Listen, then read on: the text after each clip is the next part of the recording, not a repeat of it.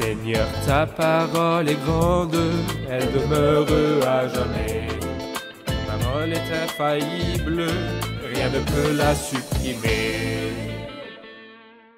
Bienvenue chers spectateurs et bienvenue à tous ceux qui nous regardent de partout dans le monde dans un nouvel épisode du programme d'études bibliques quotidien Toute la Bible, et nous remercions le Seigneur de nous donner l'opportunité dans ce programme d'étudier tous les livres de la Bible sainte depuis la Genèse à l'Apocalypse. Nous sommes arrivés dans notre étude à l'épître aux Colossiens et nous avons commencé au dernier épisode avec une introduction à cette épître, le temps de sa rédaction, qui en est l'auteur, quel en est le sujet, quel en est le plan. Aujourd'hui, si le Seigneur le veut, nous commencerons notre étude dans le premier chapitre de cette épître, du verset 1 jusqu'à 8. Je vous encourage à apporter votre Bible pour vous joindre à nous dans l'étude. Permettez-moi d'abord de souhaiter la bienvenue à mon invité, le serviteur du Seigneur que je suis honoré d'avoir, Frère Youssef Riyad. Bienvenue, Frère Youssef. Merci beaucoup, Frère Toujours Riyad. honoré de vous avoir. Que le Seigneur vous bénisse. Nous souhaitons également la bienvenue aux invités qui sont avec nous. Soyez les bienvenus. Frère Youssef, permettez-moi de lire quelques versets et de revenir vers vous avec une question. Allez-y. De la part de Paul, apôtre de Jésus-Christ par la volonté de Dieu, et du frère Timothée, aux saints qui sont à Colosse, nos fidèles frères et sœurs en Christ. Que la grâce et la paix vous soient données de la part de Dieu notre Père et du Seigneur Jésus-Christ.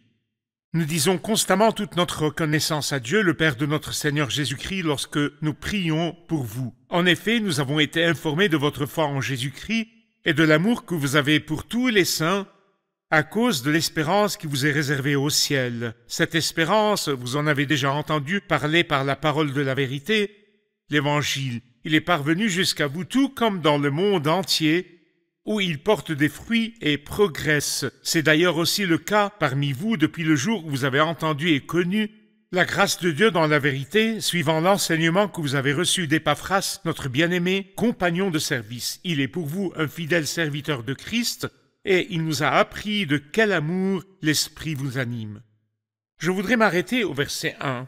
Paul se présente comme apôtre de Jésus-Christ par la volonté de Dieu. Pourquoi est-ce qu'il se présente à nouveau dans cette épître comme apôtre de Jésus-Christ?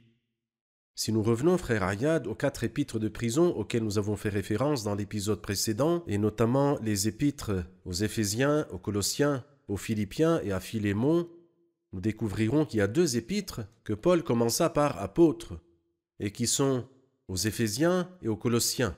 Pourquoi? Parce qu'ils parlent du mystère. Le mystère qui n'a pas été porté à la connaissance des hommes des générations passées. Et parce qu'il va parler d'une nouvelle révélation, c'est par révélation qu'il m'a fait connaître ce mystère, il était nécessaire qu'il inscrive ou qu'il déclare au début de l'épître qu'il est apôtre, comme s'il voulait dire « je ne dis pas n'importe quoi ». Je suis apôtre de Jésus-Christ. J'ai reçu de lui cette révélation pour la transmettre aux croyants. Pour donner une crédibilité à l'épître. Exactement. Alors que dans l'épître aux Philippiens, Paul n'est pas présenté comme un apôtre, mais comme un serviteur. Et dans l'épître à Philémon, comme prisonnier. Et je crois que c'est aussi l'une des choses merveilleuses de la Bible sainte. Dans l'épître aux Philippiens, il ne parle pas de lui-même comme d'un apôtre, sinon nous aurions dit que se réjouir toujours dans le Seigneur est seulement pour les apôtres, mais il parle de lui-même comme d'un serviteur. Et puis n'oublions pas que dans cette épître, l'épître aux Philippiens, il a dit que le Christ, à lui soit toute la gloire, a pris la condition de serviteur. Alors comment se fait-il que le serviteur du Christ devient supérieur à son Seigneur? Il suffit aux disciples d'être traités comme son maître et aux serviteurs comme son Seigneur. Tandis que dans l'épître à Philémon, il se présente comme un prisonnier. Philémon, je vais te demander de sacrifier un peu d'argent. N'oublie pas que moi j'ai tout sacrifié, et j'ai sacrifié ma liberté pour l'amour du Christ. Alors Paul ne place pas de lourds fardeaux sur les épaules des gens sans les bouger lui-même avec son doigt. Non, mais avant même de demander à Philémon, il renonce à son droit. Il a dit « j'ai renoncé à ma liberté, et ceci pour l'amour du Christ ». Et le peuple du Christ. Ainsi, dans les épîtres dans lesquelles Paul commence par se présenter comme apôtre, il veut nous fournir une vérité ou un enseignement ou une révélation, comme s'il voulait dire la crédibilité et que je suis apôtre de Jésus-Christ. D'accord. Il a parlé ici du frère Timothée. Nous avons besoin de brèves informations sur Timothée. Timothée était un jeune croyant pieux depuis son enfance. Sa mère était une juive très pieuse et son père était grec. Et nous lisons à propos de Timothée pour la première fois dans Actes chapitre 16, quand il accompagna Paul dans le 2e voyage de prédication. mais très probablement, il était parmi ceux qui ont vu Paul en train d'être lapidé à Lystre. Nous concluons ceci à partir de la 2e épître de Paul à Timothée. Tu as suivi de près mon enseignement, ensuite les persécutions et les souffrances. Quelle persécution n'ai-je pas supportée?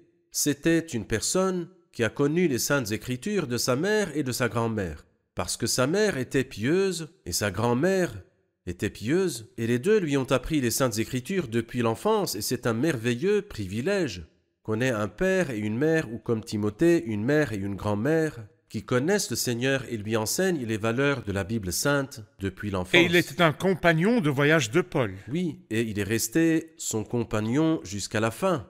C'est-à-dire qu'il a écrit sa 2e épître à Timothée, puis il fut martyrisé. Très bien. Nous allons prendre une pause et puis revenir pour prendre une question. Chers spectateurs, nous nous retrouvons après la pause. Restez à l'écoute. L'Évangile est un message simple. Dieu nous demande simplement de l'accepter. Jésus-Christ est né d'une vierge. Il a accompli de nombreux miracles. Il est homme et Dieu à la fois. Il est mort sur la croix, a été enterré, il est ressuscité d'entre les morts, il est monté au ciel, a envoyé le Saint-Esprit au monde le 50e jour pour établir l'Église. Et maintenant, il est assis à la droite de la majesté, dans les lieux célestes. Sa place là-haut au ciel signifie que notre rédemption a été accomplie. Il reviendra de nouveau pour prendre son Église et pour ensuite fonder son bienheureux royaume millénaire sur la terre. Ceci est simplement le contenu de l'Évangile, comme l'apôtre Paul l'a exprimé dans cette épître.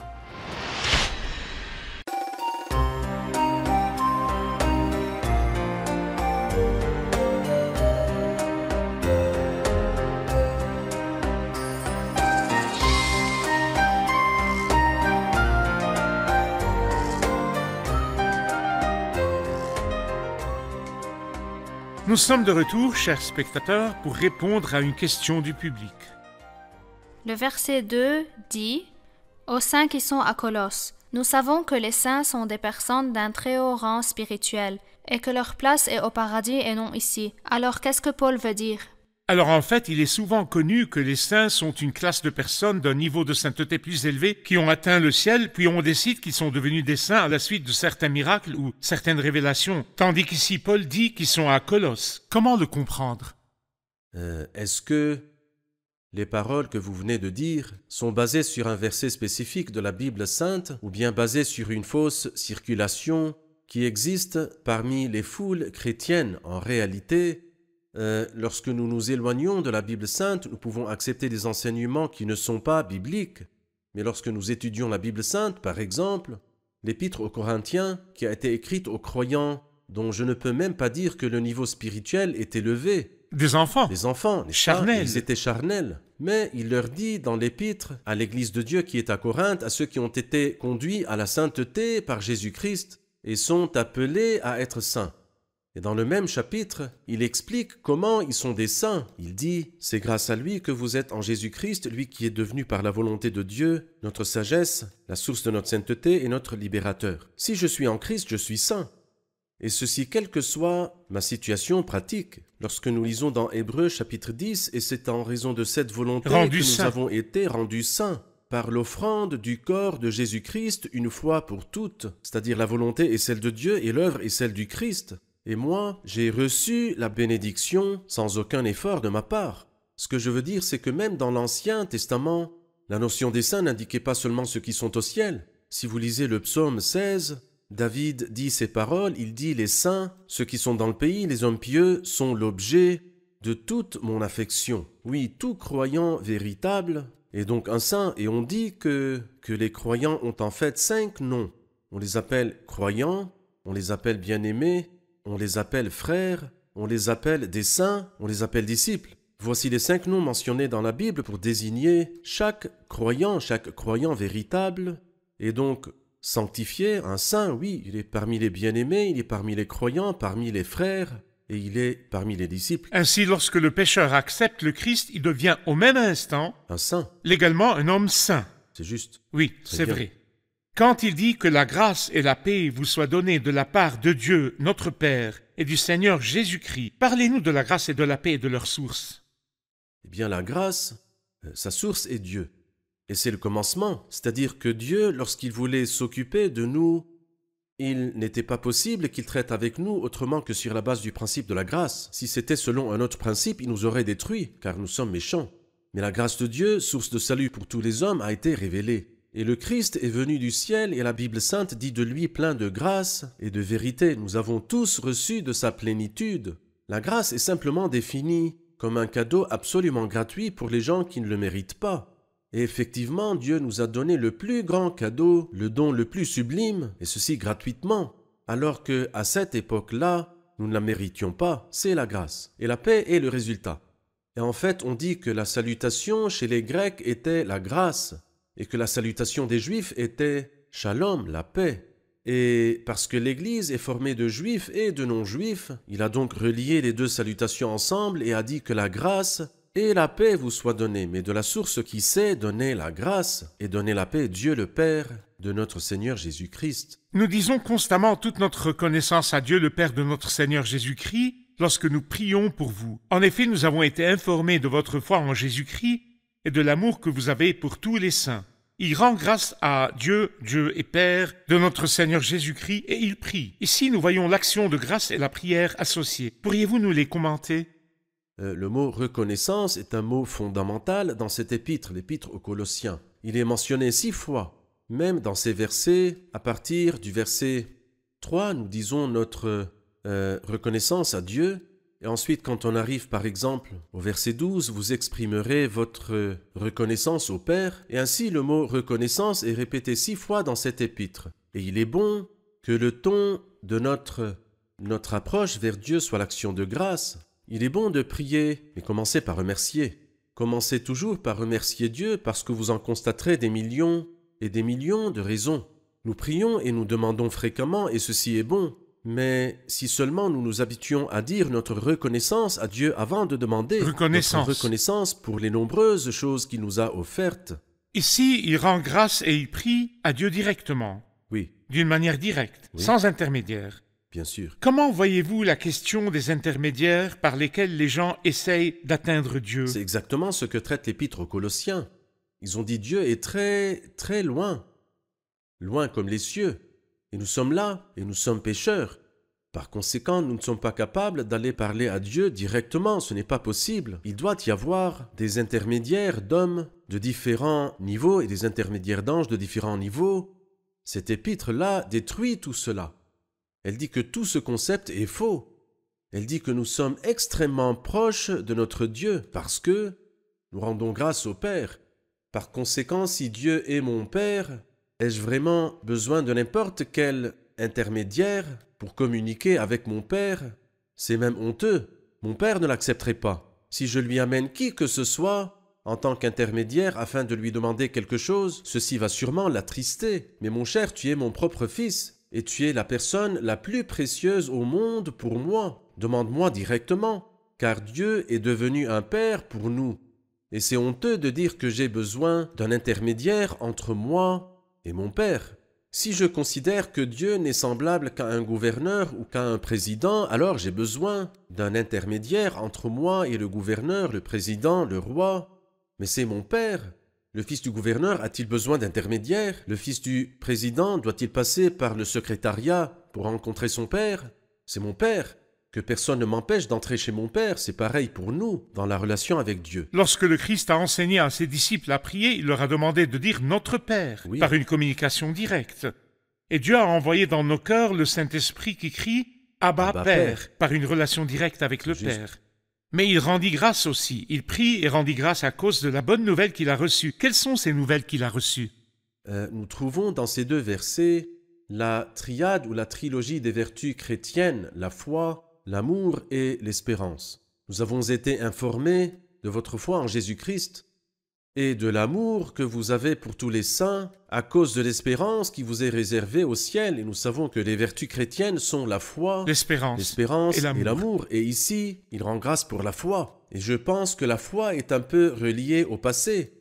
Et ensuite, l'amour est beaucoup plus relié au présent, et puis à cause de l'espérance qui vous est réservée au ciel, et ceci est plus relié à l'avenir. Et c'est comme si le passé du croyant, le présent du croyant et l'avenir du croyant sont devenus différents de ce qui était avant cela. Quand je me suis converti, mon passé a changé, mon présent a changé, mon avenir a changé, tout a changé. Lorsqu'il a parlé de l'espérance, il a dit à cause de l'espérance qui vous est réservée au ciel. Cette espérance, vous en avez déjà entendu parler par la parole de la vérité, l'Évangile. Quel est le lien entre l'espérance et la vérité de l'Évangile? Eh bien, nous pouvons dire, frère Ayad, que beaucoup enseignent la vérité de l'Évangile comme s'il ne s'agissait que du pardon des péchés et de la délivrance de l'enfer, et ils s'arrêtent ici. Seulement. Mais ici, l'apôtre Paul est heureux parce que les croyants de Colosse, quand ils entendirent la parole de la vérité de l'Évangile, celui qui les prêchait leur annonçait aussi l'espérance qui leur est réservée dans le ciel. C'est-à-dire qu'il ne parlait pas seulement des résultats passés de l'Évangile, que mes péchés sont pardonnés, mais qu'il y a un aspect à venir. Je vais aller au ciel, ceci est garanti. Il est extrêmement important que ceci soit inclus dans l'ensemble qui parle de la vérité de l'Évangile. Et si j'enseigne moins que cela, alors j'enseigne une partie de la vérité de l'Évangile et non pas toute la vérité de l'Évangile. Et tous ceux qui prêchent la parole, les prédicateurs, doivent prendre bien soin de ce sujet-là. Nous ne devrions pas seulement dire aux gens « Repentez-vous de vos péchés, acceptez le Christ pour que vos péchés soient pardonnés ». Mais j'ai une extension pour ce travail. La vérité de l'Évangile, qu'est-ce qui attend celui qui est sauvé par grâce ensuite au ciel afin qu'il vive la vie qui correspond à sa position dans le ciel? Très bien. Nous allons faire une pause et puis revenir pour une question. Chers spectateurs, nous nous retrouverons après la pause. Restez à l'écoute.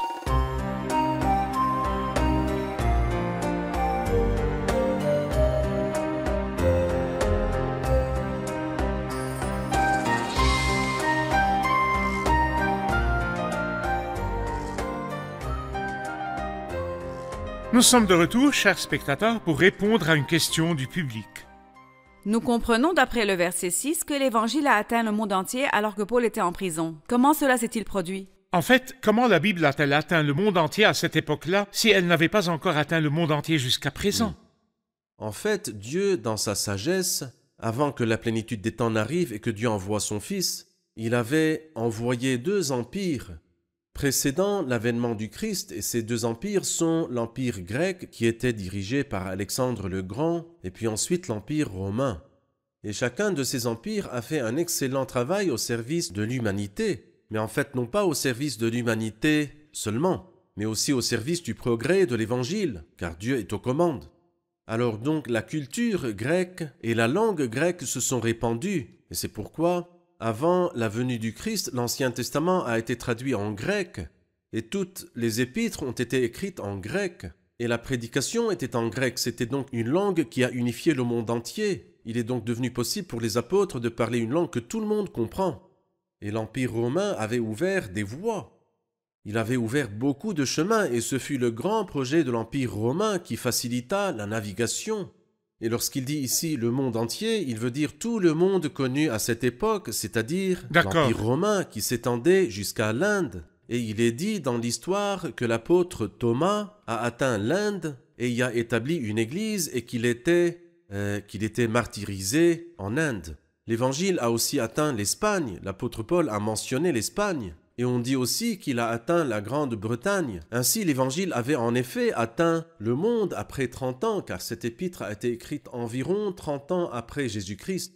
Car les apôtres ont reçu un ordre, un commandement du Seigneur, aller dans le monde entier, proclamer la bonne nouvelle à toute la création. Et nous voyons comment le Seigneur est intervenu. Par exemple, l'histoire de l'eunuque éthiopien, comment il venait de l'Éthiopie, et ensuite Philippe, le prédicateur, vint chez lui et il retourna en Éthiopie avec l'Évangile. Et ainsi Dieu travaillait avec eux et confirmait la parole par les signes qui l'accompagnaient. Et cela nous montre la souveraineté de Dieu dans la préparation des moyens afin de faciliter la diffusion de l'Évangile. Vous attendez-vous que le Fils de Dieu vienne et fasse une œuvre sublime et qu'ensuite, à cause de la faiblesse des capacités l'Évangile soit entravé? L'Évangile soit entravé? Impossible. Ce n'est pas possible. D'accord. Donc tout le monde ici signifie le monde connu sous l'autorité de l'Empire romain qui prévalait dans le monde à cette époque. Très bien. Pour continuer, il est parvenu jusqu'à vous tout comme dans le monde entier où il porte des fruits et progresse. C'est d'ailleurs aussi le cas parmi vous depuis le jour où vous avez entendu et connu la grâce de Dieu dans la vérité. la continuité du fruit depuis le jour où ils ont connu l'Évangile jusqu'à présent. De quoi cela parle-t-il? Cela veut dire que l'Évangile est fructueux, mais la loi n'est pas fructueuse. Et c'est pourquoi la loi a été donnée dans le désert du Sinaï, parce qu'elle est un désert infertile. Mais l'Évangile est fructueux. Et c'est pourquoi nous lisons ici, vous en avez entendu parler par la parole de la vérité, l'Évangile, et il porte des fruits. Il y a du fruit. Et ceci veut dire que le christianisme n'est pas juste une doctrine en laquelle il faut croire pour être chrétien.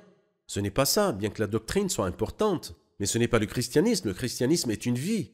Donc si vous avez remplacé votre doctrine par une autre, pendant que ta vie est la même et que tu continues à insulter, à mentir, à jurer, à être malhonnête, etc., où est donc le fruit? Vous m'attirez l'attention à un point important, frère Youssef. Si quelqu'un regarde notre programme maintenant, de n'importe où dans le monde, et dans le lieu où il vit, il n'y a pas le christianisme. Le christianisme n'est pas reconnu comme une religion. Et il n'a pas d'église, pas de serviteur. Une fois qu'il ouvre son cœur au Seigneur et accepte le Seigneur, devient-il chrétien? Il devient chrétien, bien sûr, et il doit montrer cela en lisant la Bible, comme le dit le psaume. Je serre ta parole dans mon cœur afin de ne pas pécher contre toi, non pas pour la serrer ici, mais plutôt dans le cœur.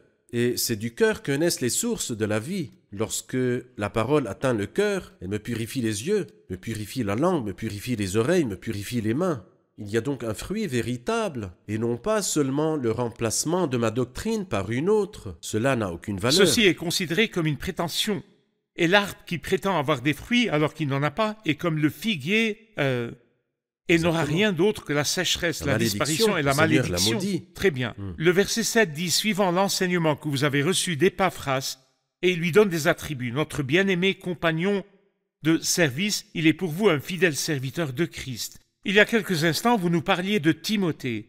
Nous avons aussi besoin d'informations d'Épaphras et de certains de ses attributs. Eh bien, Épaphras a été l'intermédiaire par lequel l'Évangile parvint à Colosse.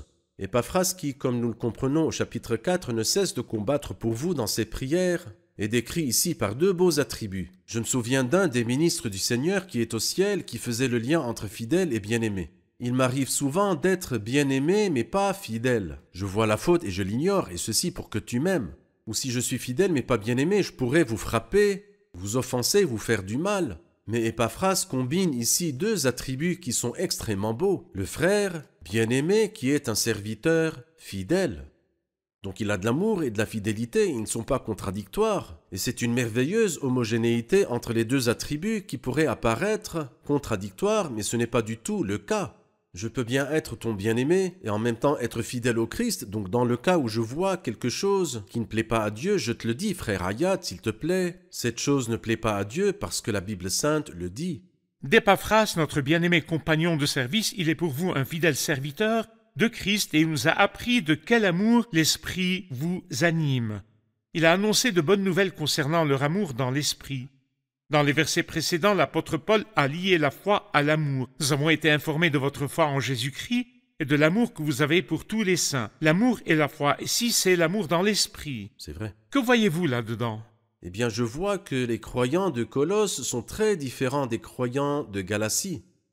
Les croyants en Galatie, à cause des judaïsants, se mordaient et se dévoraient les uns les autres, sur le point d'être consumés les uns par les autres. Mais ici, l'apôtre Paul a entendu des paroles à leur sujet et leur répondit en disant « L'amour que vous avez pour tous les saints, c'est-à-dire vous n'aimez pas seulement ceux qui sont compatibles avec votre façon de penser et votre façon de voir, mais vous avez de l'amour pour tous les saints. Et vous avez de l'amour pour tous les saints dans l'esprit. Ce n'est pas un amour qui naît de caprices physiques ou d'intérêts personnels. Et d'ailleurs, ici, c'est la seule fois où le Saint-Esprit est mentionné dans l'épître aux Colossiens. Si nous avons dit qu'elle est similaire, à un certain degré, à celle aux Éphésiens, le Saint-Esprit a été mentionné dans l'épître aux Éphésiens 12 fois. Ici, une seule fois, et c'est justement dans ce verset-là. Peut-on dire que la foi est liée à l'amour ou qu'elle est la source de l'amour ou que la foi apporte l'amour, ensuite l'amour brille, s'étend et porte ses fruits dans l'esprit?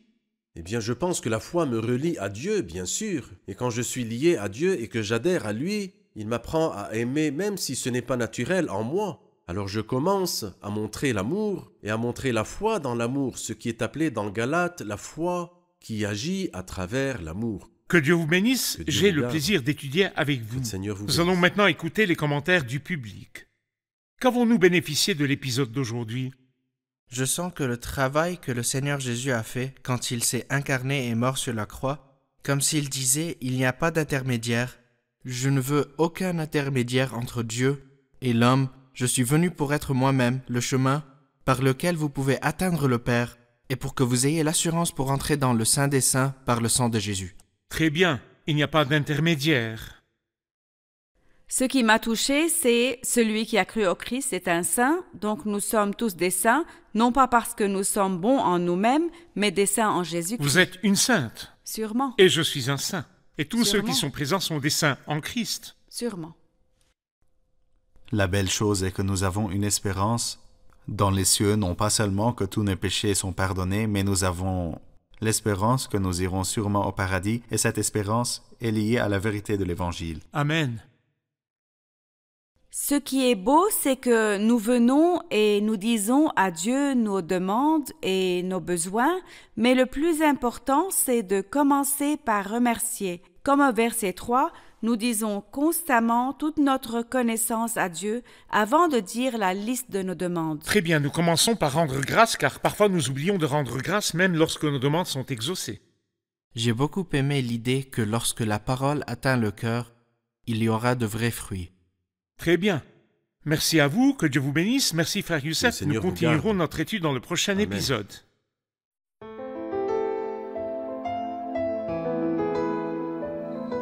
Seigneur, ta parole est grande, elle demeure à jamais.